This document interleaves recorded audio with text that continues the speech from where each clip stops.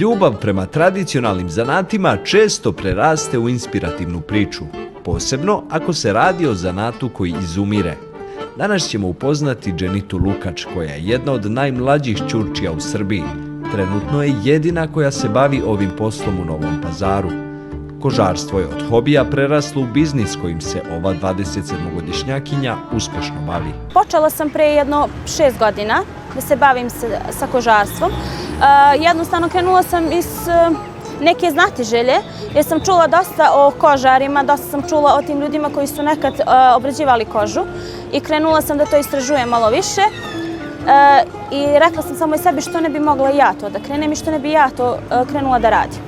Jer vidim da ti stari zanati polako izumiru i htjela sam da sutra naše generacije znaju o tim zanatima, da ne izumru, jer polako kod nas u Srbiji izumiru ćurčije, izumiru zanatlije koji su se bavili kožarstvom, jer kako dolazi i nova generacija, sve manje i manje ima interesovanje za to. I što ne bi ja jedna bila, jer jesam žensko, jeste sve, ali sam htjela da sutra moji potomci to isto rade, ako Bog da. Dženita kaže da u ovim krajevima više nema ćurčija, ali će se ona potruditi da ovaj zanat ipak ponovo oživi. Imali su nekad, imala je porodica koja je radila, ali sad, mislim, kako dolazi nova generacija, ova nova generacija nije bila zainteresovana to da radi, ali ja kad sam to saznala, imala sam želju da se kod nas vrati, da imamo i mi jednog, kao neku mini proizvodnju ili mini fabriku da kod nas se proizvodi koža jer smo generalno stočarsko područje i da se ta koža ne baca, da se ta koža jednostavno da ne ostane iskorišćena, nego da se iskorišćava i da jednostavno mi budemo izvoznici, ne uvoznici toga. Kroz istoriju ovim su se poslom uglavnom bavili samo muškarci, ali Dženita menja to pravilo. Prvo, bili su svi skeptični kad sam počela da radim to, zbog toga što sam žensko, zbog toga što je to muški posao, ali ja sam imala želju da radim to. Nisam gledala predrasude koji su bili oko mene da ja to ne smijem da radim, da ja treba da se bavim nekim drugim poslom. Meni se to svidelo i voljela sam da budem jedinstvena po nečemu. Da radim neki posao koji niko ne radi i da vratim jedan zanat koji davno izumire. Tako da imala sam da predrasuda i od okoline, zbog čega to je prljav posao, to ne treba da radiš, ali ja sam to voljela i dan danas volim. Na početku jeste bilo teško da sve ja to naučim, da ja savladam te tehnike, ali s vremenom, kako sam učila, sve mi je bilo lakše i lakše. Korak po korak, Dženita je otvorila i svoju prodavnicu, i to ne jednu, već dve. I to smatra krunom svog dosadašnjeg rada. Jedna se nalazi na trgu, kao što je vidite iza mene, a druga se nalazi u drumu Panorami.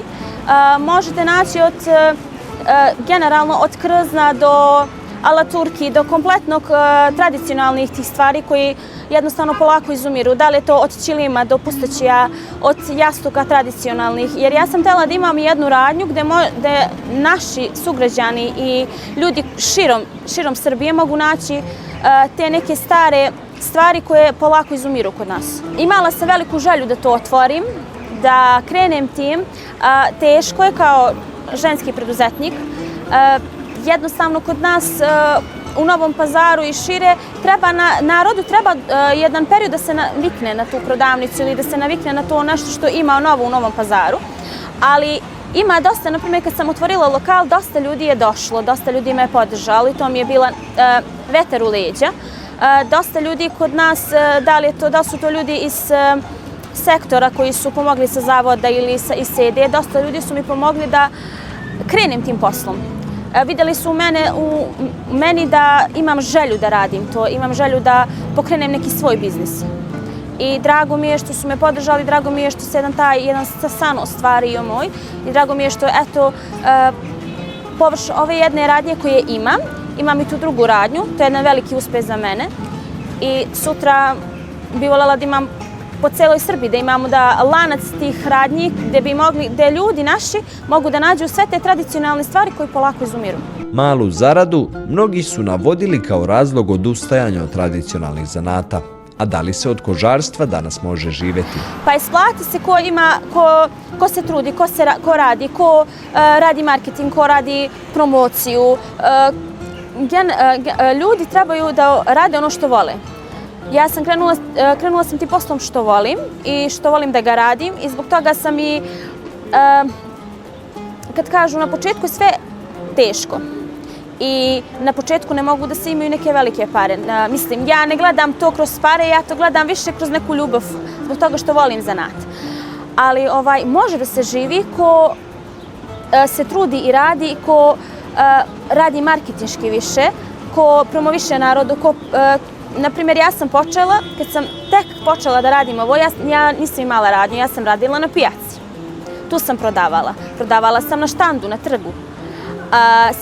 Svi su mi pričali zbog čega to radiš, zima je, hladno je, ali ja sam imala ljubav da narodu vratim to nešto što je davno izgubljeno, što se više ne koristi, nekad se to koristilo u svaku begovsku kuću imalo, da li je to u osmanskom periodu, da li je to sad, oni su to nekad koristili i ja sam htjela da nešto to vratim i kada vidim naš narod, kad prolazi pored mene, pored mog štanda koji je bio mali, kada nešto kupi, meni je bilo drago. Meni je stvarno bilo drago da polako, da neko ceni moj rad, moj trud i eto od štanda koji je bio na ulici do sada radnje, 2, to je veliki uspjeh. Ali prije je bilo lakše živjeti. Nije se Bog zna šta imalo, ali je srce bilo zadovoljno sa onim što ima. Dženitina priča je mnogima bila inspiracija, a imala je i poruku za one koji tek sanjaju snove o svojim biznisima. Da krenu, ako imaju neku želju, ako imaju volju da nešto rade i imaju ljubav prema nekom, bilo kojem biznisu, da li je to zanati, da li je to bilo koji posao koji bi voljeli da rade, da krenu. Jer kroz trud, kroz rad, jednostavno, ako se trudiš i radiš, uspjećeš. Jeste da je to teško, jeste da je to trnovit put, da imaš i uspona i padova, ali kad dođeš do jednog cilja, do svog cilja i kad vidiš da si uspeo, puno ti je srce. Dženita Lukač, još jedna od mladih žena koja je za portal A1 govorila o svom poslovnom putu.